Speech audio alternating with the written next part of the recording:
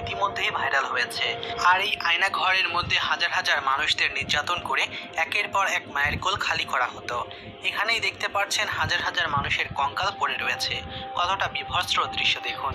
এই ঘরের ভেতরেই বন্দি করে যে কত মায়ের কোল খালি করা হয়েছে, কত মানুষকে সেখানে নিয়ে নির্মমভাবে হত্যা করে মেরে ফেলা হয়েছে, তার কোনো সঠিক হিসাব নেই। আপনারা একটু পরেই দেখতে পারবেন সেখানে কত মানুষকে নির্মমভাবে অত্যাচার করে মেরে তাদের লাশকে গুম করে রাখা হয়েছে। এখনো পর্যন্ত আয়না ঘরের মধ্যে অনেক মানুষই আটকা রয়েছে এবং এই আয়না ঘরের মধ্যে কিছু লাশ ফ্রিজে করে রাখা হয়েছে।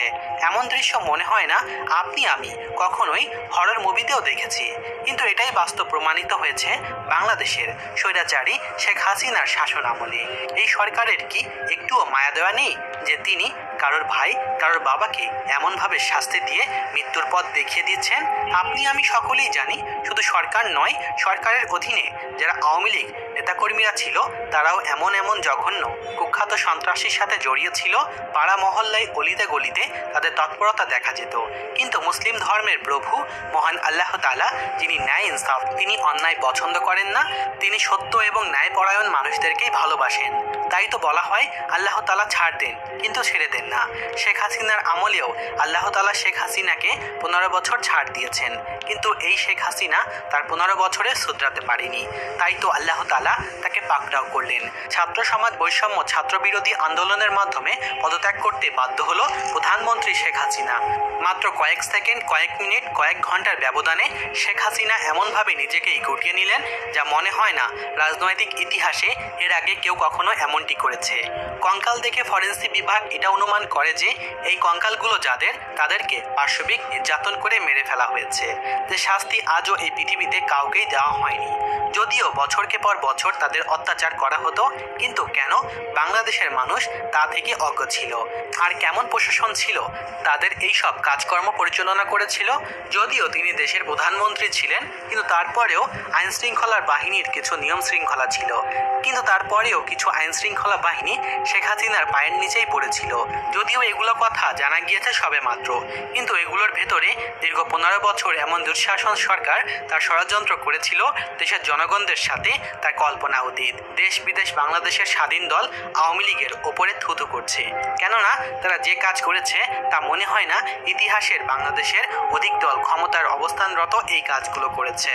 বাংলাদেশের মধ্যে এমন একটা কুখ্যাত আয়নাঘর তৈরি করে রাখা হয়েছে যে ঘরের মধ্যে মানুষকে মেরে গুম করে দেওয়া হতো। আর মারা হতো কোনো সাধারণভাবে নয়। এখানে মানুষদেরকে প্রথমে বন্দি করা হতো তাদের তথ্য মতে, যে তারা কখনো কল্পনাও করতে পারেনি যে বাংলাদেশের মধ্যে রয়েছে নাকি অন্য কোনো দেশের মধ্যে রয়েছে। মানে তাদেরকে চোখ বেঁধে জমটুপি পরিয়ে তাদেরকে গ্রেফতার করে এনে এখানে রাখা হতো। তারপরে এই আয়নাঘরের মধ্যে আটকে দেওয়া হতো। আর তারপর তারা দেওয়ালের মাঝখান থেকে কখনোই বুঝতে পারতো না যে তাদের আশেপাশে কি রয়েছে। এই আয়নাঘরের মধ্যে যারা দিন কাটিয়েছে, যারা এখান থেকে জীবিত ফিরেছে, তাদের মুখ থেকে লোমহর্ষকর বর্ণনা শোনা যাক। তা শুনলে আপনার মনে হবে পৃথিবীর মধ্যেই হয়তো জাহান্নামের শাস্তি দেওয়া হয়েছে তাদের। এমনই ভয়ঙ্কর শাস্তি তাদেরকে দেওয়া হয়েছিল যা শুনে আপনি আঁতকে উঠবেন। যাদেরকে এই আয়নাঘরে বন্দি করে রাখা হতো, প্রথমে তাদেরকে অত্যাচার করে পা উপরে রেখে মাথা নিচে দিয়ে টর্চার করে তাদের কাছ থেকে তথ্য বের করার চেষ্টা করা হতো। তারপরে তাদেরকে খাবার হিসাবে কি দেওয়া হতো সেটা শুনলে আপনার গায়ের প্রত্যেকটি লোম দাঁড়িয়ে যাবে। তাদেরকে খাবার হিসাবে দেওয়া হতো ক্যাকটাসের কাঁটা। ক্যাকটাসের কাঁটা খাওয়ার পর তাদের খুব বেশি ক্ষুধা লাগতো না, কেননা ক্যাকটাসের কাঁটার একটি বৈশিষ্ট্য হলো এটা খেলে খুব বেশি ক্ষুধা লাগে না। এবং তাদেরকে খাবার দেওয়া হতো ঠিকই, কিন্তু পানি দেওয়া হতো না। পানির অভাবে তারা মূত্র পান করত। মানুষ যখন ক্ষুধার্ত থাকে, যখন খাবার না থাকে, তখন মানুষ অনেক কিছুই করতে পারে, তাই তো তারা মূত্র পান করত। এমনকি এই সকল খাবার গ্রহণ করার কারণে তাদের কিডনি বিকল হয়ে পড়ত আর তারা খুব দ্রুতই মারা যেত। এই অবস্থায় মারা যেতে যেতে তাদের মৃত লাশকে এই আয়নাঘরের এক কর্নারে ফেলে রাখা হতো। আর এভাবেই জমা করতে করতে এক পর্যায়ে দেখা যায় তাদের মৃতদেহ পচে গলে কঙ্কালে পরিণত হয়ে যায়। আর আপনারা এখন যে দৃশ্যটি দেখতে পাচ্ছেন, এই দৃশ্যটি সেই সব লোকদের যারা এখানে মৃত্যুবরণ করেছে। সম্প্রতি এই আয়নাঘরের কর্তব্যরত একজন পুলিশ কর্মী জানান যে এইভাবেই মানুষকে গুম করে ফেলার পর তারা ভাবতে থাকে যে এভাবেই যে মানুষগুলোকে মেরে ফেলে তো আমাদের তেমন কোনো লাভ হচ্ছে না। তারপরে একটা চক্রান্ত করে তারা, যে মানুষগুলোকে এখানে গুম করা হচ্ছে তাদের শরীরের ভেতর থেকে, তাদের শরীরের ভেতরে যে অঙ্গ প্রত্যঙ্গ রয়েছে, বিশেষ করে কিডনি, লিভার, ফুসফুস এবং অঙ্গ প্রত্যঙ্গ বিক্রি করে দিলে তো আমাদের লাভ হয়। এই ভাবনা থেকেই তারা একটা ঐতিহাসিক চক্রান্ত শুরু করে। সেই চক্রান্ত অনুসারে তারা সেই সব মানুষগুলোর শরীরের বিভিন্ন অঙ্গ প্রত্যঙ্গ খুলে বাজারে বিক্রি করে দিত। আর এতে কিছু অসাধু প্রশাসনের পকেট ভারী হতো। আর এর সাথে জড়িত ছিল ডিবি হারুন, যার নির্দেশেই এসব অপকর্ম করা হতো বন্দীদের সাথে। আর তাই তো ডিবি হারুনের চাপে পড়ে এই অসাধু প্রশাসনের লোকেরা এমন কাজটি করতে বাধ্য হতো। এছাড়াও আয়নাঘর থেকে সম্প্রতি ছাড়া পেয়েছে বাংলাদেশের ব্যারিস্টার এবং জামাতের ইসলামিক নেতা মীর কাসেম আলীর ছেলে মীর আহমেদ বিন কাসেম, সামরিক জেনারেল এবং জামাতের ইসলামের নেতা গোলাম আজমের ছেলে আবদুল্লাহিল আমান আজিম, পর্বত চট্টগ্রামের রাজনৈতিক সংগঠন ইউডিপিএফ এর মুখপাত্র মাইকেল চাকমা।